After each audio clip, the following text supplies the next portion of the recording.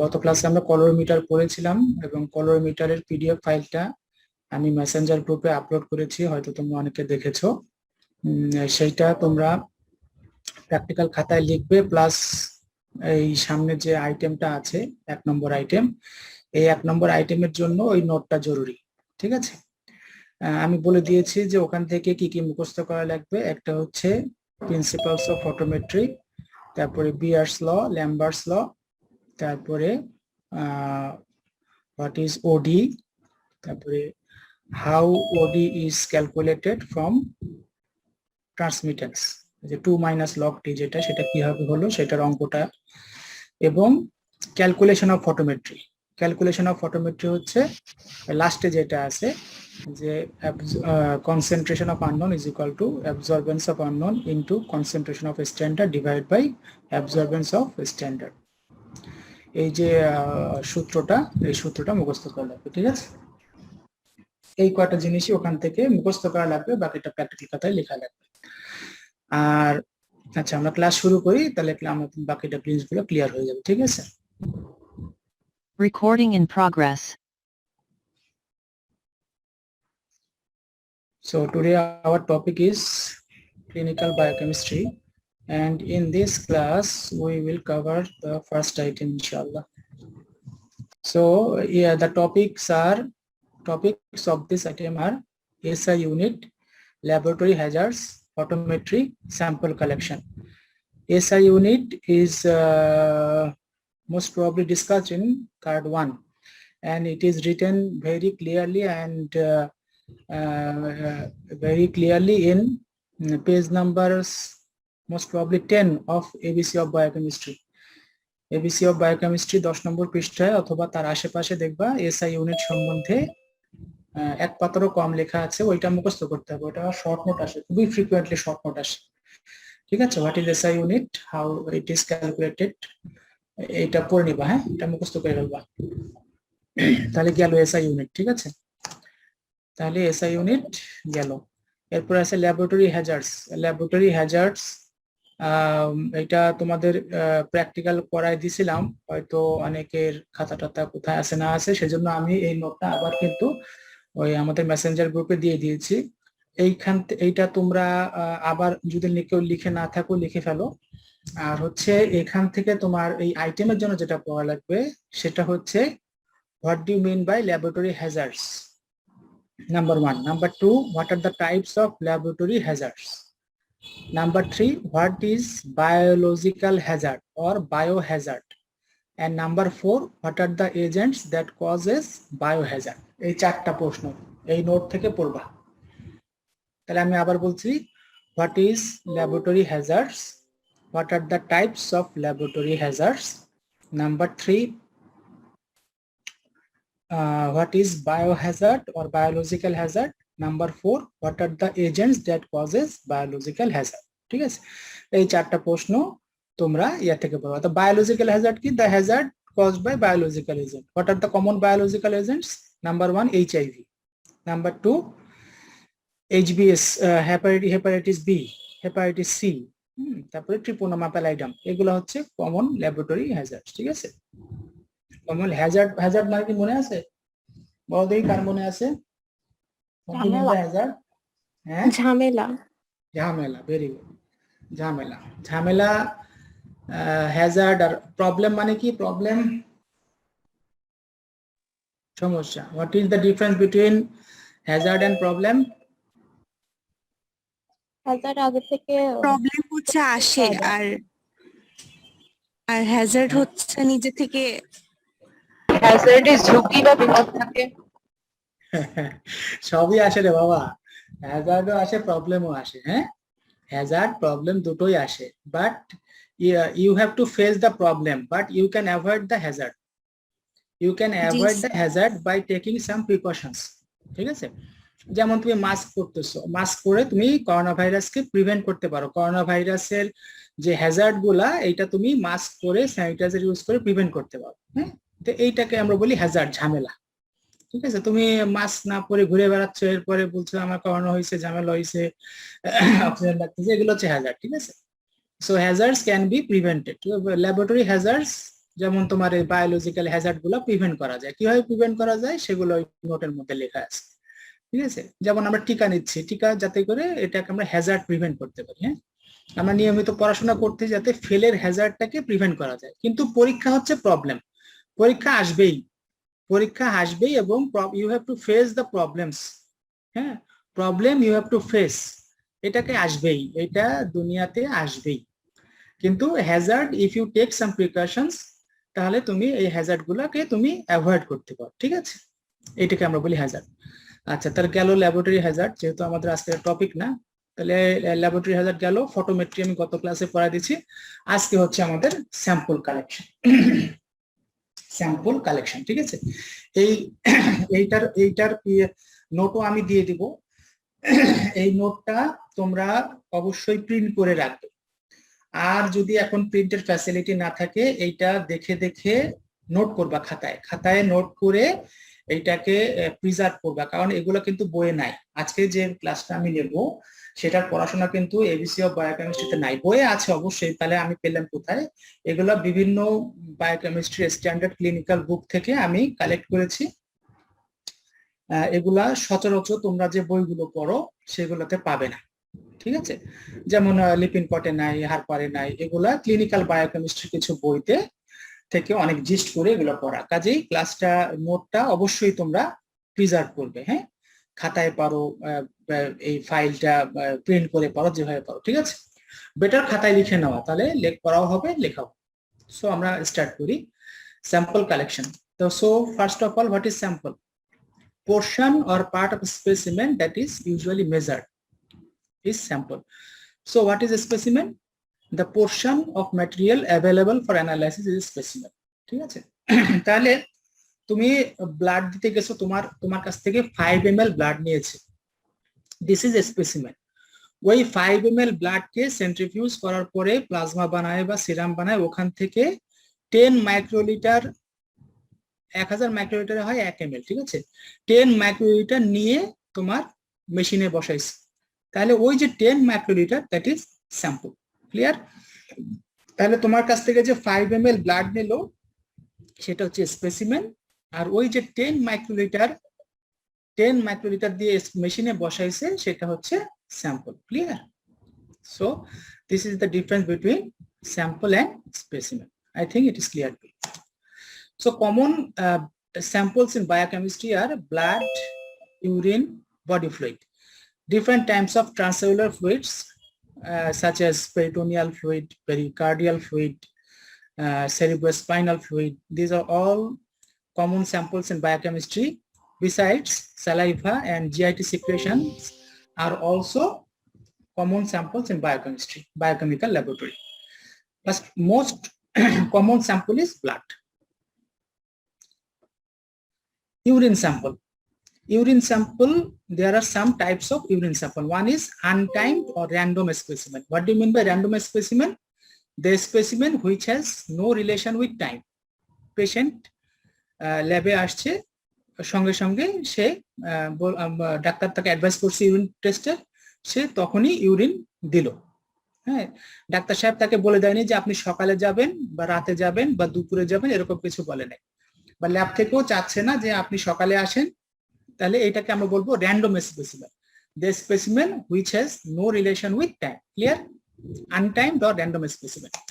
Number 2 is timed specimen. Time উল্লেখ করে দিতে হয়, যেমন clean, early morning, fasting specimen.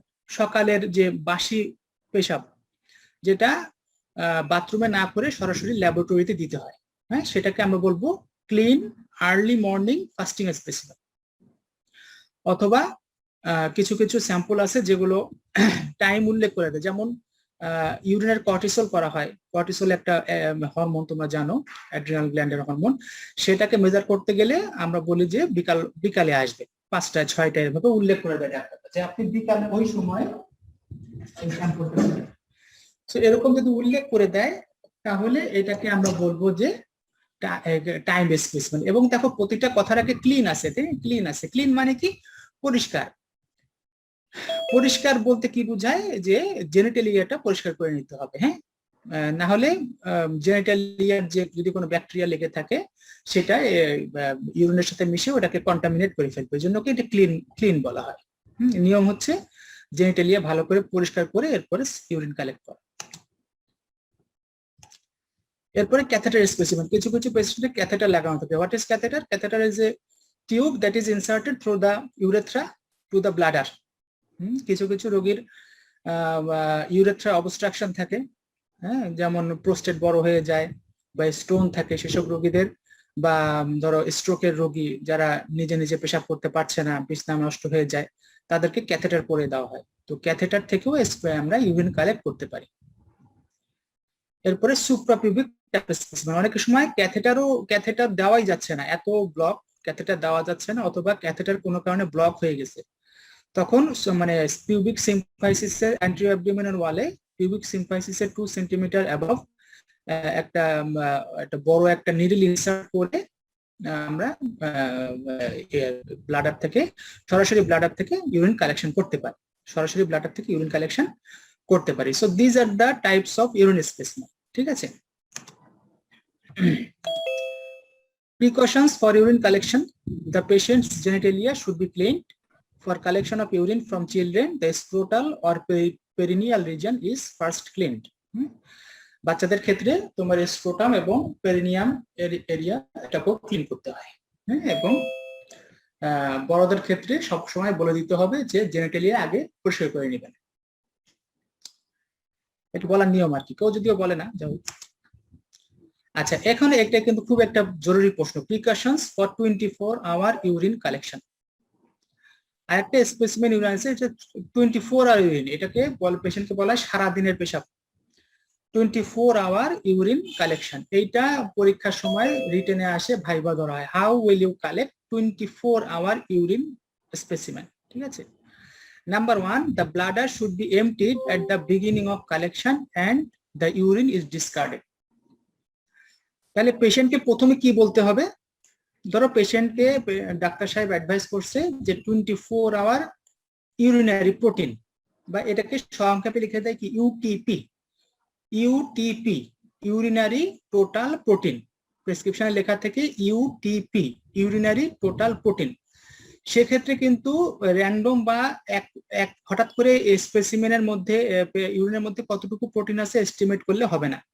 সেক্ষেত্রে আমাদের কি করতে হবে? আমাকে 24 ঘন্টার ইউরিন কালেক্ট করে ওইখানে কতটুকু প্রোটিন আছে ওইটাকে মেজার করে দিতে হয়। সো তখন আমাকে কি বলতে হবে যে আপনার তো 24 ঘন্টার পেশাব লাগবে, তো আপনি সকাল 8টার সময় আসবেন। ঠিক আছে। ল্যাবরেটরিতে যখনই প্রেসক্রিপশনটা নিয়ে যাবে তখন রিসিপশন থেকে বলে দিবে যে আপনার এখন পরীক্ষা করলে হবে না। ধরো ডাক্তার সাহেব বিকাল 5টায় চেম্বারে বসছে, তখন অ্যাডভাইস করছে রাত্রে 7টার দিকে ল্যাবরেটরিতে আসছে, তখন রিসিপশন থেকে তাকে বলে দিবে যে আপনি সকাল 8টার সময়, ঠিক সকাল 8টার সময় এখানে আসবেন। তো সকাল 8টার পরে যখন সে ল্যাবরেটরিতে যাবে, ল্যাবরেটরিতে প্রথমে কালেকশন সেন্টার তাকে কি বলবে যে আপনি এখন বাথরুমে যে পেশাব করে আসেন। ঠিক আছে। এইটার কারণটা কি? আমি চাচ্ছি আজকে সকাল 8টা থেকে আগামীকাল সকাল 8টা পর্যন্ত এই রোগীটার কতটুকু প্রস্রাব হয়েছে সেটা আমি জানতে চাচ্ছি। তাহলে এখন বাজে সকাল 8টা, এখন তার ব্লাডারে যে প্রস্রাবগুলো আছে সেগুলো কিন্তু আগেই ফরমেশন হয়েছে, তাই না?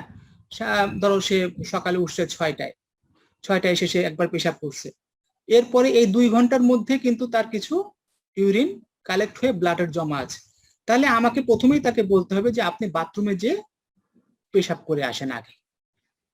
আমার কথা কি বোঝা গেছে? আমি চাচ্ছি যে আজকে সকাল 8টা থেকে আগামীকাল সকাল 8টা পর্যন্ত এই রোগীটার কতটুকু প্রস্রাব হবে সেটা আমি জানতে চাচ্ছি। তাহলে আজকে সকাল 8টায় আসছে, তার ব্লাডারে নিশ্চয়ই কিছু কিছু প্রস্রাব আছে, তাই না? ইউরিন ফরমেশন কতটুকু হয়? প্রতি মিনিটে 1 ml। তার মানে যে সে যদি গত 1 ঘন্টায় পেশাব না করে থাকে, তার ব্লাডারে 60 ml পেশাব জমা আছে। সো আমি তাকে প্রথমেই বলবো যে আপনি প্রথমে বাথরুমে যে পেশাব করে আসেন। ঠিক আছে। এরপরে এইটাই বলছে, the bladder should be emptied at the beginning of collection and the urine is discarded. Discarded মানে কি ও প্যানে করে আসবে, ওটাকে আমরা কালেক্ট করবো। ক্লিয়ার? নেক্সট কি, appropriate preservatives should be given in the container of urine collection. এরপরে কালেকশন সেন্টার থেকে তাকে একটা বড় একটা পাত্র দিবে। বড় বড় পাত্র বলতে যে 2 থেকে 3 লিটার ফ্লুইড রাখা যায় এরকম, যেমন তোমার বড় মুড়ির একটা পাত্র বা তোমার বড় ক্যান্ডির একটা পাত্র, এগুলো পাওয়া যায় বাজারে। হ্যাঁ, এই কন্টেইনার হোয়াইট বোর, যেটা মানে তোমার মুখটা একটু বড় থাকে, এরকম একটা পাত্র, ক্লিন একটা পাত্র ল্যাবরেটরি থেকে তাকে দিবে। এবং ওই কন্টেইনারের মধ্যে কিছু প্রিজারভেটিভ দিয়ে দিতে হবে। প্রিজারভেটিভ মানে কি? এইটা আমাদের প্রিজারভেটিভ মানে হচ্ছে তোমার যাতে ইউরিনটা 24 ঘন্টা থাকবে, এটা তো কিছু ডিকন্টামিনেশন হতে পারে বা এটা কিছু কেমিক্যাল চেঞ্জ হতে পারে, সেটা যাতে না হয় সেই জন্য কিছু প্রিজারভেটিভ ওই কন্টেইনারে দেওয়া থাকবে। এইবার রোগীকে কি বলতে হবে যে আপনি আজকে এখন থেকে যতবার পেশাব করবেন ততবার এই কন্টেইনারে আপনি পেশাব করবেন। কোনো পেশাব বাথরুমে করা যাবে না, প্রতিবার পেশাব করতে হবে এই কন্টেইনারের মধ্যে। এবং এর মধ্যে যদি আপনার বড় বাথরুম লাগে তাহলে বড় বাথরুম করার আগে এখানে পেশাব করে তারপরে বড় বাথরুম করবে। ক্লিয়ার? এখানে এটা বলছে, if a patient has a bowel movement during a 24-hour collection, urine should be collected before the act of defecation. No portion of 24-hour specimen should be removed during collection. যতবার সে পেশাব করবে ততবার সে এই পাত্রতেই পেশাব করবে, বাইরে কোনো পেশাব করবে না। এবং তাকে বলে দিতে হবে যে আগামীকাল ঠিক সকাল 8টায় এই পাত্রটা নিয়ে আপনি আবার আসবেন। এবং যখন আগামী দিন সকাল 8টায় সে পাত্রটা পেশাব ভর্তি করে নিয়ে আসবে তখন বলতে হবে যে আপনি বাথরুমে গিয়ে এই কন্টেইনারের মধ্যে পেশাব করে তারপরে আসেন। এই দুইটা কথা কিন্তু খুব ইম্পর্টেন্ট। ফার্স্ট স্যাম্পল মানে প্রথম দিন যখন আসলো তখন ফার্স্ট স্যাম্পল ডিসকার্ড করতে হবে, আর লাস্ট স্যাম্পল পরের দিন সকাল 8টায় যখন আসবে সেটাকে কালেক্ট করতে হবে। পরের দিনটা কালেক্ট করতে হবে কেন? কারণ আমি তো গত 24 ঘন্টার কতটুকু পেশাব হচ্ছে এটা জানতে চাচ্ছি। তাহলে পরের দিন সকাল 8টায় যে ইউরিনটা সে জমা দিবে তার আগে তার ব্লাডার যদি কিছু পরিমাণ পেশাব থেকে থাকে সেটাকেও ইনক্লুড করতে হবে, নাহলে তো 24 ঘন্টার হিসাব পূর্ণ হবে না। ঠিক আছে? তাহলে এই হচ্ছে তোমার খাঁটি বাংলা ভাষায় বুঝাই দিতে হবে রোগীকে। কথা কি বুঝতে পারছো? না বুঝতে পারলে বলো, এটা পরীক্ষায় আসবে। জি স্যার। তাহলে বলতে হবে যে সকাল 8টায় আসবেন, 8টায় আসার পরে বলতে হবে যে আপনি বাথরুমে পেশাব করে আসেন। বাথরুমে পেশাব করে আসার পরে তাকে একটা হোয়াইট বোর্ড বড় একটা পাত্র দিতে হবে, পাত্রের মধ্যে প্রিজারভেটিভ দিয়ে দিতে হবে এবং তাকে বলে দিতে হবে প্রতিবার এখানে পেশাব করবেন। এবং এর মধ্যে যদি আপনার বড় বাথরুম লাগে তাহলে আগে এখানে পেশাব করে বড় বাথরুম করবেন এবং সারাদিন যত পেশাব করবেন সব এর মধ্যে করবেন। পরের দিন সকাল 8টায় যখন আসবে তখন বলতে হবে যে আপনি এই কন্টেইনার নিয়ে বাথরুমে গিয়ে এর মধ্যে পেশাব করে তারপরে জমা দেন। এই কথা শেষ। এই কথাগুলো ইংরেজিতে লেখা আছে এখানে, এইটা সুন্দর করে মুখস্থ করবে এবং বুঝে বুঝে মুখস্থ করলেই হবে, এটা পরীক্ষায় আসবে। হ্যাঁ, এবং 24 আওয়ার ইউরিন কিন্তু ল্যাবরেটরির দরকার হয়, 24 আওয়ার ইউরিন ল্যাবরেটরিতে দরকার হয়। তখন এগুলো কিন্তু রোগীকে ডাক্তারকেই বুঝাতে হবে, কোনো ল্যাবরেটরিতে এরকম করে বুঝাই দিবে না, অত সময় নেই, কোনো ল্যাবের এত সময় নেই। যেটা বাস্তবতা যে বাংলাদেশের কোনো ল্যাবে হয়তো এভাবে রোগীকে বুঝাই দেয় না, এটা আসলে ডাক্তারকেই বুঝাই দিতে হয়, বিশেষ করে যারা শিক্ষা ইন্টার্নি ডক্টর হসপিটালে তাদেরকেই এটা বুঝাই দিতে হয়। নিয়ম হচ্ছে এইটা। এখন প্র্যাকটিস হয়তো সেভাবে হয় না, কিন্তু এটা হচ্ছে আইডিয়াল। না হলে কিন্তু এভাবে না করলে 24 আওয়ার ইউরিন কালেকশন অবশ্যই হবে না। এবং এটা কিন্তু খুবই একটা জটিল প্রক্রিয়া। জটিল প্রক্রিয়া কেন? তুমি সারাদিন একটা পাত্রের মধ্যে পেশাব করতেছো, এটা কিন্তু খুবই একটা ঝামেলাপূর্ণ কাজ, হ্যাজার্ডাস জব। কিন্তু এটাকে রোগীকে বলতে হবে, ভালো করে কাউন্সেলিং করতে হবে যে আপনাকে এই পরীক্ষাটা খুবই জরুরি এবং খুব সামান্য পয়সায় করা যায়, আপনাকে এটা করতে হবে আপনার কিডনির অবস্থা জানার জন্য, আপনার ইউরিনের অবস্থা জানার জন্য এইটা আপনাকে করতে হবে। এভাবে ভালো করে বুঝাই দিতে হবে এবং বুঝাই দিয়ে রোগীর কাছ থেকে শুনতে হয়। হ্যাঁ, রোগীকে যদি বলো বুঝছেন, বলে হ্যাঁ বুঝছি। হ্যাঁ, সাতক্ষীরার লোক তো আরো আগে বলবো হ্যাঁ বুঝেছি। হ্যাঁ, এরকম বলে যদি তুমি মনে করো যে রোগী বুঝছে তাহলে কিন্তু তুমি ঠিক করলা। তোমাকে রোগীকে শুনতে বলে বুঝছেন তো, ভালো বুঝলাম, এবার আমাকে বুঝাই দেন আপনি কিভাবে কাল, তখন দেখবা আর কথা বলবেন, আর পারতেছে না। ঠিক আছে? অবশ্যই রোগীর কাছ থেকে ফিডব্যাক নিতে হবে যে আপনি তো বুঝছেন, এই যা বুঝছেন এইটা আমাকে বুঝাই দেন, আপনি যা বুঝেছেন এইটাই আমাকে বুঝাই দেন, তখন দেখবা আর কথা বলতে পারবে। তখন তোমাকে আবার বুঝাইতে হবে, বুঝানোর পরে আবার তার কাছ থেকে ফিডব্যাক নিতে হবে। ঠিক আছে? এটা হচ্ছে নিয়ম। যা হোক, নেক্সট আমরা আগাই। এই যে স্টোরেজ, হ্যাঁ, এই chief changes in the urine on storage are due to, মানে যদি আমরা ইউরিনকে স্টোর করে রাখি তাহলে এটা ব্যাকটেরিয়াল কন্টামিনেশন হতে পারে, কেমিক্যাল ডিকম্পোজিশন অফ অ্যানালাইট হতে পারে, তারপরে অ্যানালাইট গুলো প্রিসিপিটেট করতে পারে এবং অক্সিডেশন হতে পারে। সো এইগুলোকে প্রিভেন্ট করার জন্য কিছু কিছু প্রিজারভেটিভস আছে, প্রিজারভেশনের প্রক্রিয়া আছে। এক নম্বর হচ্ছে রেফ্রিজারেশন, ফ্রিজে রেখে দেওয়া, ঠিক আছে, ওই কন্টেইনারটাকে ফ্রিজে রেখে দেওয়া, যেটা আসলে প্রায় অসম্ভব একটা কাজ, কারণ তুমি খাওয়া দাওয়া রাখতেছো ফ্রিজে, সেখানে তুমি একটা পেশাবের কন্টেইনার রেখে দেবো, এটা আসলে সম্ভব না। তারপরে এটা করা যায় আর কি। হ্যাঁ, 2 নম্বর হচ্ছে প্রিজারভেটিভ দাও, এটা হচ্ছে কমনলি দেওয়া হয়। এই যে কয়েকটা জিনিসের নাম দেওয়া আছে, এই যে এগুলো 10% hydrochloric acid, acetic acid, sodium bicarbonate, nitric acid, boric acid, this are the common preservatives, ঠিক আছে। তো এগুলো ডোজও লেখা আছে, ডোজগুলো মুখস্থ করার কোনো দরকার নেই, এই ইউরিনারি প্রিজারভেটিভ গুলোর নাম মুখস্থ করা লাগবে। হ্যাঁ, দেখো সবগুলাই অ্যাসিড, 10% হাইড্রোক্লোরিক অ্যাসিড, তারপরে acetic acid, boric acid, nitric acid, আর একটা সোডিয়াম বাইকার্বনেট অ্যাসিড, মুখস্থ করা খুব কঠিন কিছু না। তো সাধারণত এই প্রিজারভেটিভ গুলো ল্যাবরেটরিতে ওই পাত্রের মধ্যে দিয়ে দেয়, রেফ্রিজারেশন করাটা আসলে এটা প্র্যাকটিক্যাল না, বাস্তবসম্মত না। যাও, আচ্ছা, তাহলে ইউরিনারি স্যাম্পল গেল। তাহলে ইউরিনারি স্যাম্পল থেকে আমরা পড়লাম যে ইউরিনারি স্যাম্পল কি কি টাইপের হতে পারে এবং 24 ঘন্টা ইউরিন কিভাবে কালেকশন করতে হয়, এবং 24 ঘন্টা ইউরিনকে কালেকশন করার পরে কিছু কিছু প্রিজারভেটিভ দিতে হয়, এই প্রিজারভেটিভ গুলা নাম কি। নেক্সট আমাদের যেটা, সেটা হচ্ছে ব্লাড স্যাম্পল। ব্লাড স্যাম্পল কি কি ব্লাড হতে পারে? Arterial blood, the blood that is collected from artery. Number 2, venous blood, the blood that is collected from vein. And capillary blood, the blood that is collected from capillary bed. The blood that is collected from capillary bed is called capillary blood, ঠিক আছে। তাহলে আমরা আগাই। Arterial puncture, এটা আসলে খুব readily করা হয় না, সাধারণত আইসিইউতে যখন আর্টেরিয়াল ব্লাড গ্যাস অ্যানালাইসিস করে, এটাকে বলে ABG, arterial blood gas analysis করে, তখন সাধারণত আর্টেরিয়াল পাংচার করা হয়। সাধারণত রেডিয়াল আর্টারি বা ব্রাকিয়াল আর্টারি বা ফিমোরাল আর্টারি, যেগুলো সুপারফিশিয়াল আর্টারি আছে, সেখান থেকে আর্টেরিয়াল পাংচার করা হয়। এটা সচরাচর কিন্তু সব জায়গায় করা হয়, জেলা শহরগুলোতে সাধারণত এগুলো করা হয় না। তো এটা কিভাবে করতে হয়? প্রথমে অ্যালকোহল দিয়ে জায়গা পরিষ্কার করে নিতে হয় এবং ক্লিনিং করতে হয় সার্কুলার মোশনে। এগুলো আমি প্র্যাকটিক্যালের সময় ব্লাড কালেক্ট করে দেখাই দিব, তখন মনে থাকার কথা আর কি।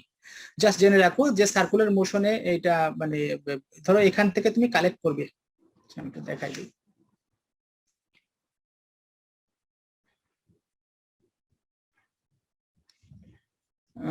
Say this is arm and this is the radial artery, sorry brachial artery. হ্যাঁ, এটা ব্রাকিয়াল আর্টারি। তো এখানে থেকে যদি তুমি কালেক্ট করতে চাও, এখান থেকে তুমি কালেক্ট করতে চাও, তাহলে তোমার এই যে জায়গাটা, এই জায়গাটা তোমার পরিষ্কার করে নিতে হবে ফ্রম, এটা অ্যালকোহল মুছে এরকম ইনার টু আউটওয়ার্ড, এরকম করে মানে পরিষ্কার করে নিতে হবে। তারপর এটা ফেলাই দিতে হবে, দরকার হলে আরেকবার হেক্সিসল দিয়ে মুছে, কটন দিয়ে এইটা ইনার টু আউটওয়ার্ড মুখস্থ পরিষ্কার করতে হয় আর কি, ঠিক আছে। তারপরে এই জায়গাটাকে শুকায় নিতে হবে। শুকায় নিতে হবে কি, ফু দেওয়া যাবে না, এটা অ্যালকোহল উদ্বায়ী জিনিস। যেমন আমরা হ্যান্ড স্যানিটাইজার ইউজ করি, কিছুক্ষণ পরে দেখা যায় যে হাতে কিছু থাকে না, সেরকম ওই জায়গাটা একদম যতক্ষণ না পর্যন্ত অ্যালকোহল মুক্ত হবে ততক্ষণটাকে রেখে দিতে হবে। হ্যাঁ, এবং আর্টেরিয়াল পাংচার করার সময় তোমার টুনিকেট বা এই যে হাতে যে বেঁধে নেয়, এইটা সাধারণত ইউজ করা হয় না, কারণ আর্টারিতে প্রেশার বেশি থাকে, ওটা লাগে না, ঠিক আছে। সাধারণত 18 to 20 গজ, হ্যাঁ, যত নম্বর কম তত মোটা। যেমন 24G, এইটা হচ্ছে তোমার চিকন বেশি, 22G এইটা তার চেয়ে চিকন, 20G তার চেয়ে মোটা, ঠিক আছে। আর সাধারণত প্লাস্টিক সিরিঞ্জ অ্যাভয়েড করা হয়, গ্লাস সিরিঞ্জ ইউজ করা হয় এবং এটাকে হেপারিন দেওয়া থাকে। হ্যাঁ, ফ্লাশড উইথ হেপারিন, অ্যান্টিকোয়াগুলেন্ট হিসাবে এখানে হেপারিন দেওয়া থাকে। হ্যাঁ, তো আর্টেরিয়াল পাংচারটা আসলে খুব বেশি আমাদের জরুরি না, কারণ এটা সচরাচর আমরা করি না। আমাদের যেটা জরুরি সেটা ভেনি পাংচার। হ্যাঁ, সাধারণত ভেনাস ব্লাড আমরা কালেক্ট করি এবং পেশেন্টকে কি বলতে হয় আসার পরে যে আপনি কমফোর্টলি বসেন, কোনো চিন্তা নাই, আমি খুব ভালোভাবে প্রিক করতে পারি, আপনার কোনো ব্যথা লাগবে না। হ্যাঁ, অনেকে টেনশন করে ব্যথা লাগবে। হ্যাঁ, তাহলে পেশেন্টকে আর্মকে এক্সটেন্ড করতে হয়, করার পরে এই মিডিয়ান কিউবিটাল ভেইন থেকে সাধারণত এই যে মিডিয়ান কিউবিটাল ভেইন এইখান থেকে সাধারণত আমরা ব্লাড কালেক্ট করি। তোমরা অনেকেই ব্লাড দিয়েছো ল্যাবরেটরি, দেখবা যে তোমাদের সাধারণত এখান থেকে হয়তো ব্লাড নেওয়া হয়েছে। তাহলে what is the reason for choosing this vein? কেউ বলতে পারবা কেন এই ভেইনটাকে চয়েস করে এত ভেইনের থেকে? হ্যাঁ, কিউটেনিয়াস ভেইন। হ্যাঁ, তারপর আর কিছু? কিউটেনিয়াস ভেইন তো আরো আছে, ঠিক আছে, এটা কেন?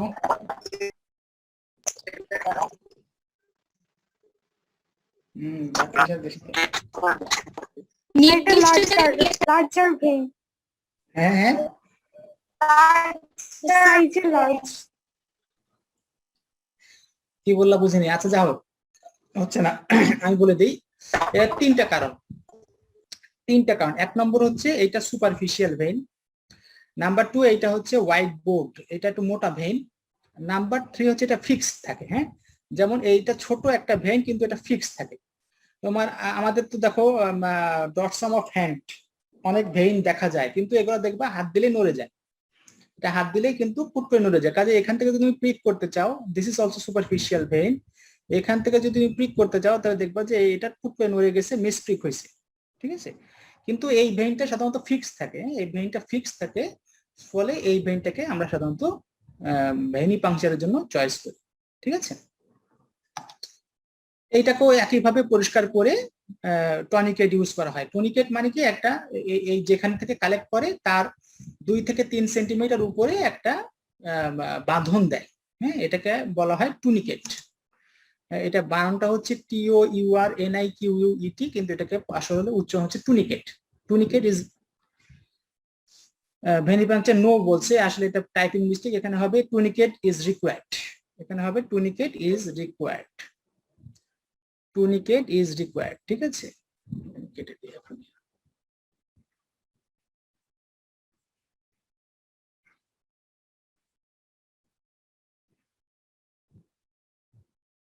টুনিকেট ইজ রিকোয়ার্ড, টুনিকেট ছাড়া ভেনিপাংচার হয় না, ঠিক আছে।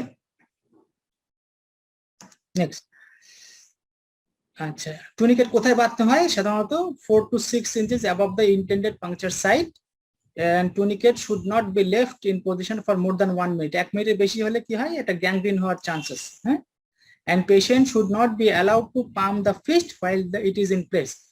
একবার যখন তোমার নিডল ঢুকায় ফেলা হয় তখন পেশেন্টকে ওই হাত পাম্প করতে দেওয়া হয় না। সাধারণত কি বলে, টুনিকেট দেওয়ার পরে একটু হাতটা মুভ করেন, তারপরে হাতটা একটু ফ্লেক্স করেন, এরকম বলে, যাতে ভেইনটা একটু প্রমিনেন্ট হয়। হ্যাঁ, তো যখন তুমি প্রিক করে ফেলছো তখন কিন্তু রুগী যাতে হাত ফিক্স না করে, হাত বারবার মুভ না করে, এটা বলতে হবে রুগীকে, নাহলে সমস্যা হয়ে যায়।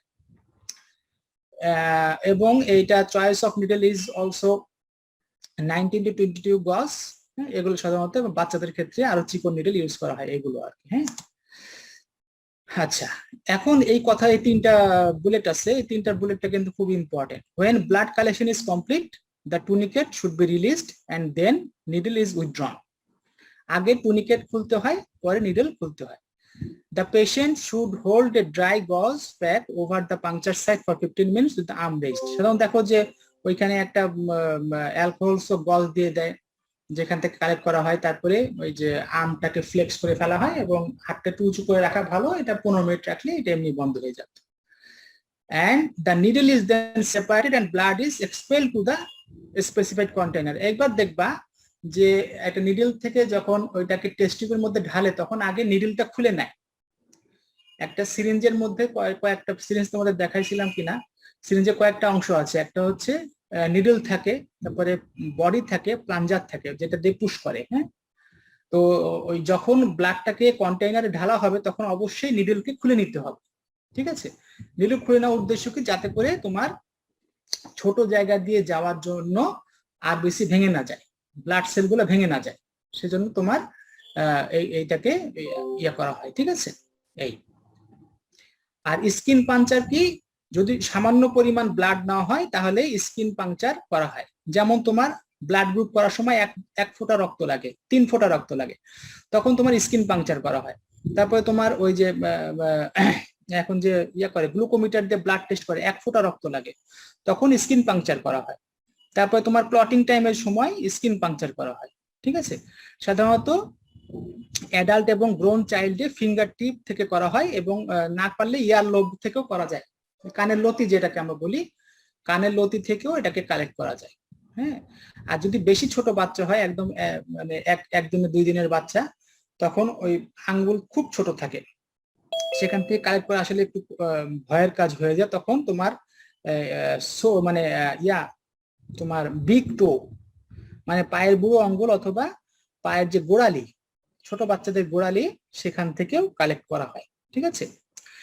একই রকম ভাবে পরিষ্কার করতে হয়, এবং এটাকে ছোট একটা ল্যান্ডসেট পাওয়া যায়, ওটা দিয়ে সাধারণত স্কিন পাংচার করা হয়, ঠিক আছে। এবং স্কিন পাংচার করার সময় যেটা জরুরি সেটা হচ্ছে এইটাকে একটু ওয়ার্ম করে নেওয়া।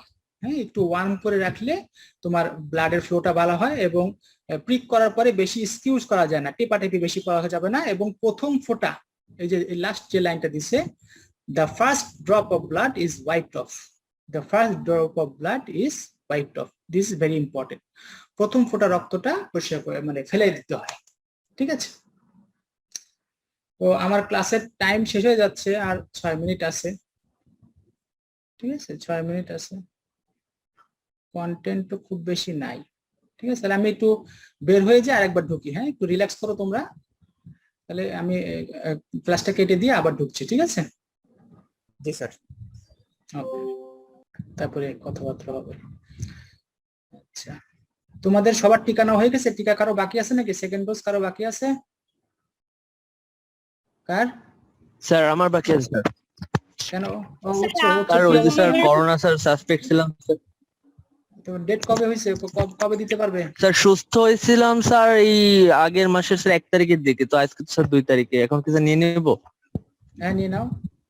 কোথা থেকে নেবা? তাহলে স্যার কেএমসি থেকে নিয়ে যাচ্ছি স্যার। খুলনা? জি স্যার। অনেক জায়গায় টিকা নাই, আমাদের সাতক্ষীরা তো এখন ওই সাইনোফার্ম নাই আর কি, বুঝছো, ওই সংকট অনেক জায়গায় আছে। খোঁজ নিয়ে দেখো আছে কি না, থাকলে নিয়ে আসো। স্যার মানে আসসালামু আলাইকুম। ওয়ালাইকুম সালাম, বলো। স্যার আমি তো ওই যে আমাদের এখানকার উপজেলাতে ফর্ম ফিল আপ করছিলাম, বাট এখানে বলতেছে যে টিকা নাই। হ্যাঁ, টিকা নাই অনেক জায়গায়, সাতক্ষীরাতেও টিকা নাই এখন, শুধু সেকেন্ড ডোজের কিছু সাইনোফার্ম আছে, টিকা নাই। কি করবা? দেখো অ্যাভেলেবেল হয়ে যাবে, হয়ে গেলে নিবা আর কি। স্যার ওই যে স্যার আমার তো স্যার এনআইডি নেই, তো স্যার ওই যে ওই দেখাইলে দিয়ে দেবে স্যার, ওই যে ভর্তি ফর্মটা, ওরা কি এখন দেবে নাকি স্যার আপনার কলে দেওয়া লাগবে স্যার? ওটা দেখাও, দেখানোর পরে যদি না মানে আমাকে বলবো, আমি ব্যবস্থা করে দেবো ইনশাআল্লাহ। জি স্যার। আদব স্যার। স্যার হ্যাঁ, বলো। আমরা যারা স্যার রেজিস্ট্রেশন না করি টিকা নিছি, তাদের তো স্যার মানে কোনো প্রমাণ নেই আমরা যে টিকা নিছি। প্রমাণ লাগবে না, প্রমাণ লাগলে ব্যবস্থা করে দেবো নে। তোমরা ওই গুগল ফর্মটা পূরণ করছো না? জি স্যার গুগল করছি। ফর্মেট দিছিল ডিজি অফিস থেকে, পূরণ করছো না? জি স্যার। ওইখান থেকে ক্লিয়ার করে দেওয়ার কথা। বিভিন্ন কাজে ইজি কাজে বিজি থাকে, এজন্য এগুলো মনে ভুলে টুলে গেছে। যাও, প্রমাণ লাগলে প্রমাণের ব্যবস্থা করে দেবো না, আপাতত প্রমাণ দরকার নেই, ঠিক আছে। জি স্যার। তুমি যে বলছো, আমি বলছি, তুমি নিছো, এইটাই যথেষ্ট। জি স্যার। ওইটা দিয়ে জাস্ট একটা ভেরিফাই করলো যে বাংলাদেশের কত পার্সেন্ট শিক্ষার্থী টিকা নিচ্ছে আর কি। হ্যাঁ, এইগুলো সব উপস্থাপন করবে, তারপরে সরকারি মর্জি হলে ক্লাসে ঢুকাবে আর কি। সিদ্ধান্ত এগুলা নিয়ে কথাবার্তাও কিছু নাই, আমরা কথাবার্তা বলেও কিছু হবে না, সমালোচনা আলোচনা করেও কিছু হবে না, কাজে এগুলা নিয়ে কথাবার্তা না বলাই বেটার। আচ্ছা, যাও তাহলে আমরা আবার শুরু করি। হ্যাঁ, Recording in progress.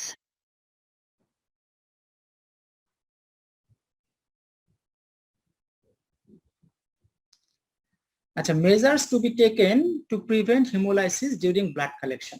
This is very much important. We always want that the blood we collect is not hemolyzed. Hemolyzed মানে কি? তোমার ব্লাড কালেকশনের পরে ব্লাডের সেলগুলো যদি ভেঙে যায়, তাহলে এটাকে আমরা বলি হিমোলাইজড ব্লাড।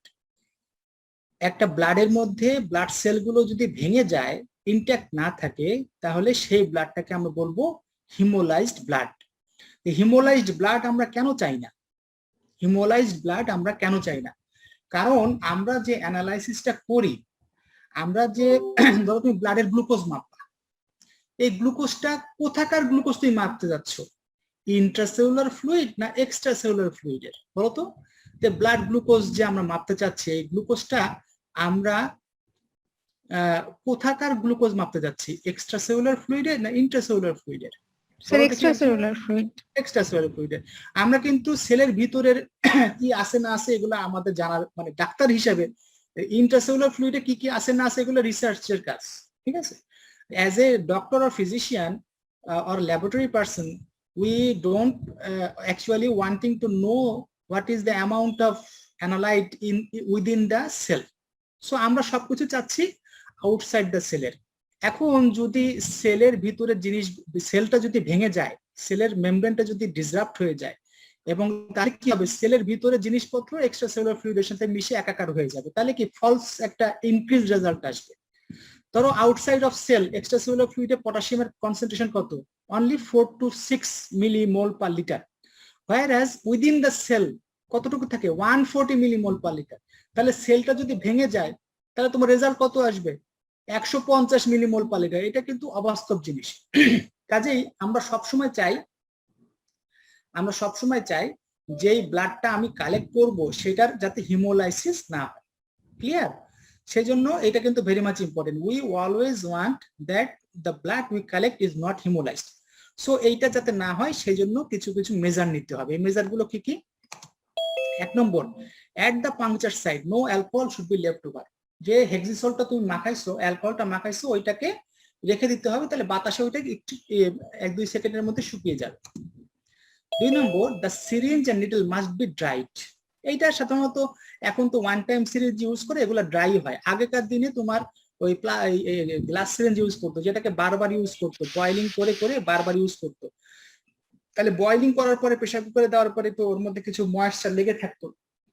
এই জন্য এটা এখন আসলে খুব একটা জরুরি কিছু না, কারণ এখন সবগুলো ওয়ান টাইম সিরিঞ্জই ইউজ করে। The needle should be white board. হ্যাঁ, নিডল সাধারণত যতটুকু সম্ভব একটু যদি মোটা হয় তাহলে তোমার ভালো, কারণ কি চিকন নিডলের মধ্যে দিয়ে যখন ব্লাড সেল গুলা যায় তখন ভেঙে যাওয়ার চান্স থাকে। ঠিক আছে? আচ্ছা, নেক্সট কি? The blood should be drawn slowly and steadily into the syringe. খুব তাড়াহুড়া করা যাবে না, দ্রুত টান দিলে দ্রুত ব্লাড আসলে ব্লাড সেলগুলো ভেঙে যেতে পারে। এবং the needle should not be moved once it is in the vein. ভেইনে ঢোকানোর পরে নিডল কি আর নড়াচড়া করা যাবে না, হ্যাঁ, তাহলে সেলগুলো ভেঙে যাওয়ার চান্স থাকে। ঠিক আছে? আর কি?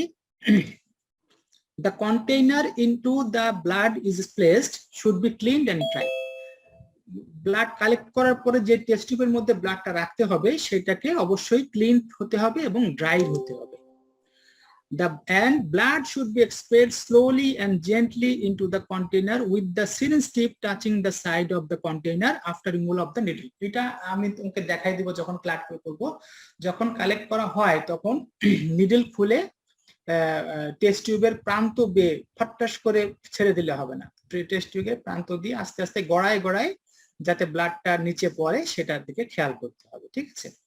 তো এখন কিন্তু দেখো উন্নত ল্যাবরেটরিতে গুলোতে এই যে একটা মোটা একটা ঢুকায় দেয়, এরপরে যেই পাত্রে কালেকশন করা হয় এখন কিন্তু টান দেয় না, সরাসরি তোমার ভ্যাকুটেনার বলে ওগুলোর মধ্যে ওই ঢুকায় দেয়, আর ব্লাড ওই নেগেটিভিটি ওর মধ্যে ক্রিয়েট করা থাকে, নেগেটিভ প্রেসার, ওইটাতে তোমার ব্লাড চলে আসে। আচ্ছা, নেক্সট কি? Anticoagulant should be used whenever required and in proper amount, এবং shaking is avoided and the blood is mixed with anticoagulant gently. হ্যাঁ, সাধারণত কিছু কিছু ব্লাড কালেক্ট করা হয় যেই টেস্ট টিউবের মধ্যে অ্যান্টিকোয়াগুলেন্ট আছে, আর কিছু কিছু ব্লাড কালেক্ট করা হয় যেসব টেস্ট টিউবের মধ্যে অ্যান্টিকোয়াগুলেন্ট নাই।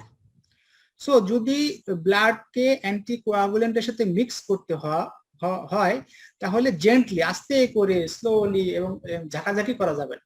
হ্যাঁ, যে ভিতরে ভালো করে ঝাঁকাবো তা না, আস্তে ধীরে ধীরে জেন্টলি আপসাইড ডাউন করে এটাকে মিক্স করতে হবে। হ্যাঁ, separation of plasma should be done by centrifuging at a slow moderate speed. সাধারণত সেন্ট্রিফিউজ মেশিনও আমরা পড়াবো, তখন দেখবা এর স্পিডটাকে মডিফাই করা যায়। সাধারণত 5 থেকে 6000 আরপিএম বা রোটেশন পার মিনিটে এটাকে ঘোরানো যায়, কিন্তু সাধারণত এটাকে ধীরে ধীরে ঘোরালে এটা হিমোলাইজ হওয়ার চান্স কম থাকে। আচ্ছা, এখন কিছু কিছু স্যাম্পল রেখে দিতে হয়। হ্যাঁ, যেমন ধরো কেউ কখন রেখে দিতে হয়, যেমন ধরো তুমি ব্লাড কালেক্ট করছো, করার পরে কারেন্ট চলে গেছে, পাওয়ার ফেলিওর, 2-3 ঘন্টা পাওয়ারের খোঁজ নাই, ঠিক আছে। এরপরে তুমি ব্লাড কালেক্ট করছো, তোমার মেশিনের মধ্যে 100টা করে স্যাম্পল রান দিলে তোমার কর্তা হয় ভালো, রিয়াজেন্ট কম খায়। তা তুমি ওয়েট করতেছো যে আরো এখন একটা কালেক্ট করছি, আরো 99টা স্যাম্পল হোক, তারপরে একবার রান দিব। তাহলে ওই 99টা 100টা স্যাম্পল হতে দেখা যাচ্ছে 2-3 ঘন্টা সময় লাগতেছে। তাহলে সকাল 10টার সময় কালেক্ট করছো, তুমি মেশিনে বসাচ্ছ দুপুরে 1টায়, হ্যাঁ, তাহলে এটা বেশ কিছুক্ষণ হয়ে গেল। তো এইসব ক্ষেত্রে তোমার স্যাম্পলের মধ্যে কিছু কিছু চেঞ্জ আসে, ব্লাড স্যাম্পলের মধ্যে কিছু কিছু চেঞ্জ আসে। এই চেঞ্জ গুলো কি কি? এইটাকে হেডিং দিছে changes in blood that occurs in long standing, মানে অনেকক্ষণ স্যাম্পল রেখে দিলে কি কি চেঞ্জ হতে পারে। Number 1, loss of carbon dioxide. Loss of carbon dioxide কেন? একটা টেস্ট টিউবের মধ্যে তুমি যদি ব্লাড রেখে দাও, তাহলে ব্লাডের মধ্যে কার্বন ডাই অক্সাইড থাকে বেশি, আর এনভায়রনমেন্টে কার্বন ডাই অক্সাইড থাকে কম। সেহেতু কার্বন ডাই অক্সাইড ব্লাড থেকে এনভায়রনমেন্টের সাথে মিশে যায়। মিশে গেলে কি হয়? Blood carbon die oxide is equivalent to বাইকার্বনিক acid, আমরা দেখেছি। কাজেই অ্যাসিড যদি কমে যায় তাহলে ব্লাডের পিএইচটা বেড়ে যাবে, অ্যালকালাইন হয়ে যাবে, ঠিক আছে।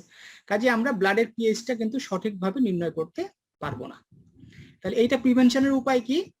এইটার প্রিভেনশনের উপায় হচ্ছে টেস্ট টিউবটাকে সিল করে রাখা, টেস্ট টিউবটাকে একটা ক্যাপ দিয়ে সিল করে রাখা, যাতে এনভায়রনমেন্টের কার্বন ডাই অক্সাইড বা বাতাসের সাথে এইটা স্যাম্পলটার কোনো সংযোগ না থাকে। ক্লিয়ার? নাম্বার 2 কি? Decrease glucose. ব্লাডের মধ্যে গ্লুকোজ কমে যেতে পারে। কেন কমে যেতে পারে?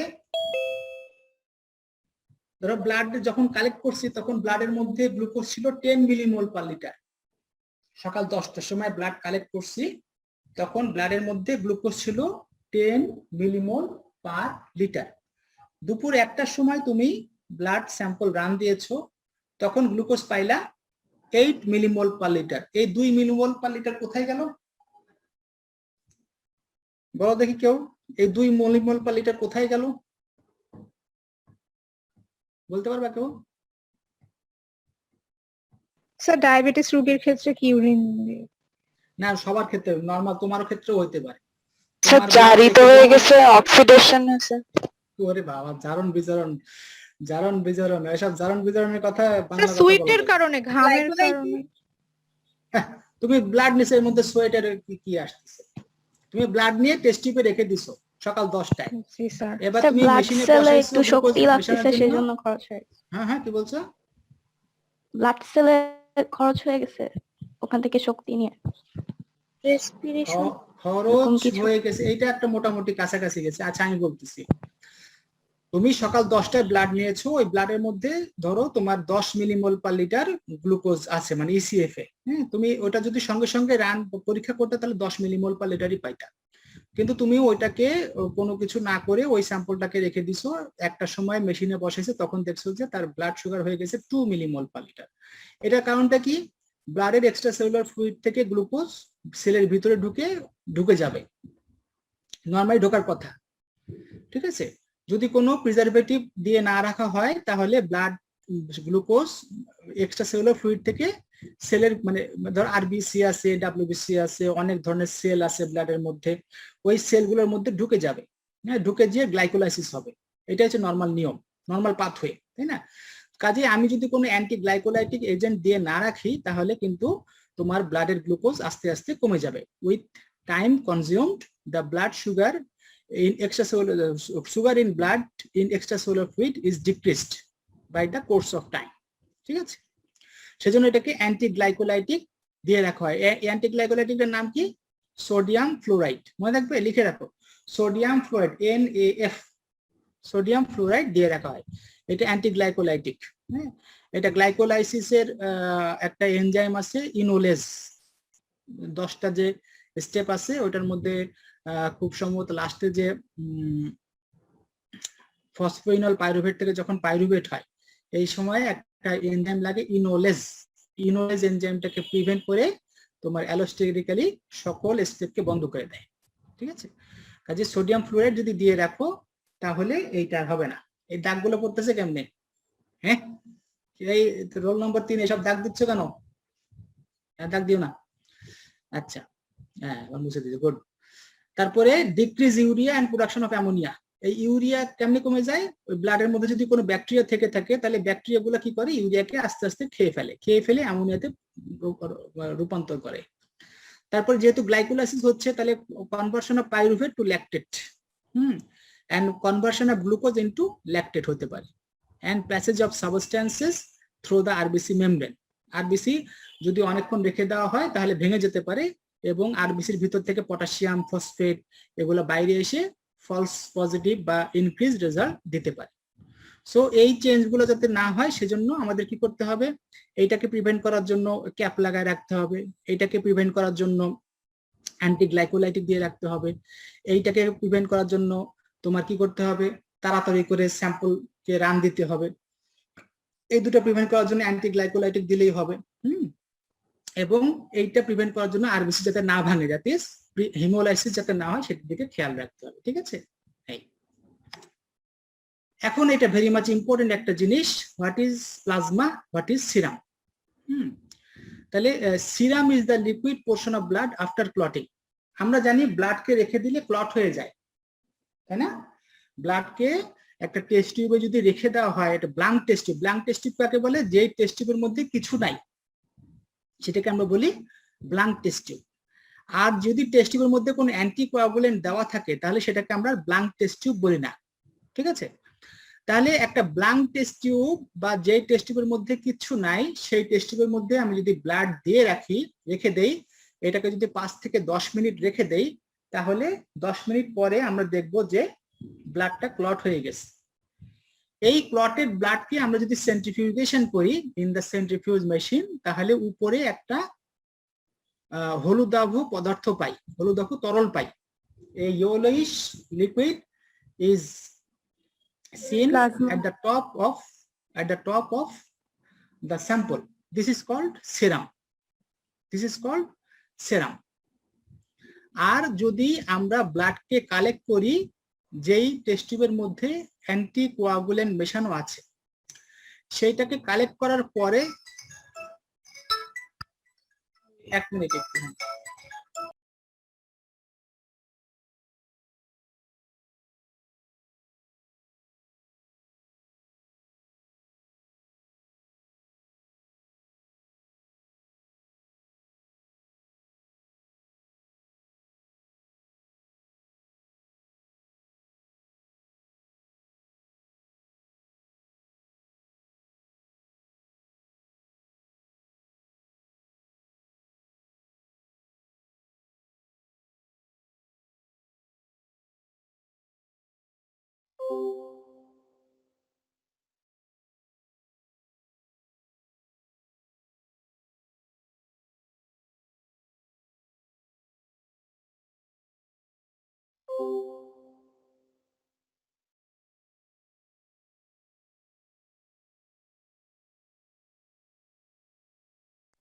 আচ্ছা, যেটা বলছিলাম, তাহলে সিরাম কি, প্লাজমা কি? যদি আমরা ব্লাড কালেক্ট করি একটা টেস্ট টিউবের মধ্যে, যে টেস্ট টিউবের মধ্যে প্রথম থেকে অ্যান্টিকোয়াগুলেন্ট ছিল, সেই কালেক্ট করার পরে ওইটাকে মিক্স করার পরে সঙ্গে সঙ্গে সেন্ট্রিফিউজ করার পরে উপরে একটা হলুদাভ পদার্থ জমা হয়, সেটাকে আমরা বলবো প্লাজমা। আর একটা ব্লাডকে যদি আমি কালেক্ট করি একটা ব্ল্যাঙ্ক টেস্ট টিউবে, দ্যাট ইজ যে টেস্ট টিউবের মধ্যে কোনো অ্যান্টিকোয়াগুলেন্ট নাই, সেটা কালেক্ট করার পরে 10 থেকে 15 মিনিট রেখে দেওয়ার পরে ব্লাড ক্লট হয়ে যাওয়ার পরে আমরা যদি ওইটাকে সেন্ট্রিফিউজ করি তাহলে উপরে একটা পদার্থ জমা হয়, সেই হলুদ তরল পদার্থকে আমরা বলবো সিরাম। তাহলে এই দুটোর মধ্যে পার্থক্য কি? What is the difference between serum and plasma? তাহলে serum does not contain clotting factor but plasma contains clotting factor. তাহলে সিরামের মধ্যে ক্লটিং ফ্যাক্টর নাই কেন? কারণ হচ্ছে সিরাম তো আমি ব্লাড ক্লট হওয়ার পরে সেন্ট্রিফিউজ করছি, তাহলে ক্লটিং ফ্যাক্টর সব ক্লটিং এ ইনভলভ হয়ে গেছে না? ক্লটিং ফ্যাক্টর তো সব ক্লটিং এ ইনভলভ হয়ে গেছে, তাহলে তো তুমি পরবর্তীতে ক্লটিং ফ্যাক্টর গুলোকে আর খুঁজে পাবা না। কিন্তু অ্যান্টিকোয়াগুলেন্ট যদি তুমি দিয়ে রাখো তাহলে তো ওই ব্লাডের মধ্যে কোনো কোয়াগুলেশন হয় নাই, তাহলে তুমি ওটা ঘোরানোর পরে সেন্ট্রিফিউজ করার পরে উপরে যে তরল পদার্থ পাবা সেটার মধ্যে ক্লটিং ফ্যাক্টর থাকবে। এই জিনিসটাকে আমি বুঝাতে পারছি? জি জি স্যার। স্যার। জি স্যার। হ্যাঁ, জি স্যার। আচ্ছা, বুঝতে পারলে দেখি কে বুঝতে পারছেন, একটু পরখ করে দেখি।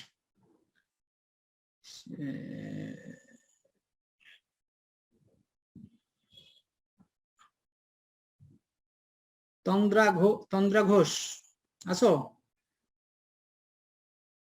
জি স্যার। হ্যাঁ, তন্দ্রা ঘোষ, তুমি আমাকে বলো যে সিরামের মধ্যে আমি কেন ক্লটিং ফ্যাক্টর পাবো না?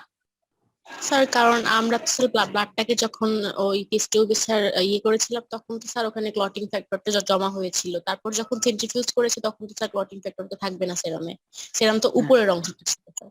হ্যাঁ, ঠিক আছে, জমা হয় না। Clotting factor is engaged in clotting the blood. Clotting factors R engaged in clotting the blood. So পরবর্তীতে যখন সেন্ট্রিফিউজ আমি করছি তখন আর ওই ক্লটিং ফ্যাক্টরটা আমি পাবো না, ঠিক আছে? আর প্লাজমার মধ্যে তো আমি অ্যান্টিকোয়াগুলেন্ট দিয়ে রাখছিলাম টেস্ট টিউবের মধ্যে, কাজে ক্লটিং হয় নাই, সেহেতু clotting factor is free, they are not involve in clotting. So উপরে যখন আমি একটা পদার্থ, তরল পদার্থ পাবো, সের মধ্যে ক্লটিং ফ্যাক্টর থাকবে। বুঝা গেছে? এইটা কিন্তু ভেরি মাচ ইম্পর্টেন্ট। এই কথাটা পরীক্ষার সময় ধরে, অনেকেই বলতে পারে না। কেন যে বলতে পারে না আল্লাহ জানে। আমি এত করে বুঝাই, বারবার করে বুঝাই। তাহলে ক্লটিং ফ্যাক্টর, একটা কথা জিজ্ঞেস করে, সিরাম আর প্লাজমা পানির পার্থক্য কি বলে, তারপরে বলে দেয় যে কোনটার মধ্যে ক্লটিং ফ্যাক্টর থাকে, কোনটার মধ্যে ক্লটিং ফ্যাক্টর থাকে না। জিনিস খুবই সোজা, সিরামের মধ্যে ক্লটিং ফ্যাক্টর থাকবে না, প্লাজমার মধ্যে ক্লটিং ফ্যাক্টর থাকবে, ঠিক আছে? আর প্লাজমা সেলের মধ্যে যে চারটা পার্থক্য, এই চারটা পার্থক্য মনে রাখতে হবে, মুখস্থ করতে হবে, ঠিক আছে?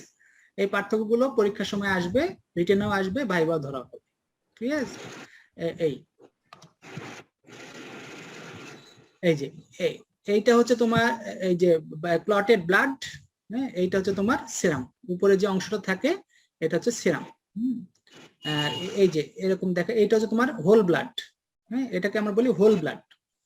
মেশানোর পরে যে ইয়াটা থাকে এটাকে আমরা বলি whole blood.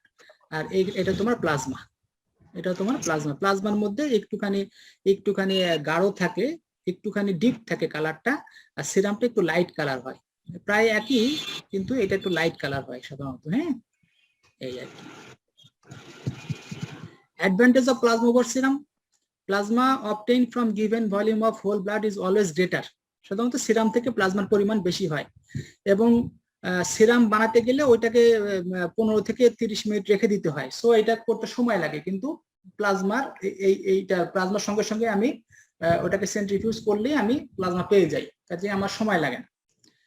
R disadvantage of plasma over serum: fibrin clot of plasma has a risk of clogging of sample probe. Sample প্রোবকে সাধারণত, স্যাম্পল প্রোব মানে কি, ওই মেশিনের মধ্যে এরকম ইয়া থাকে, বকের নল থাকে, হ্যাঁ, এই নলটা চুবে, নিজে নিজে চুবে ডুবে যে তোমার ইয়া কালেক্ট করে, তো ওইটাকে তোমার ওই ক্লটিং ফ্যাক্টর জমে জমে ওইটাকে ব্লক করে দিতে পারে।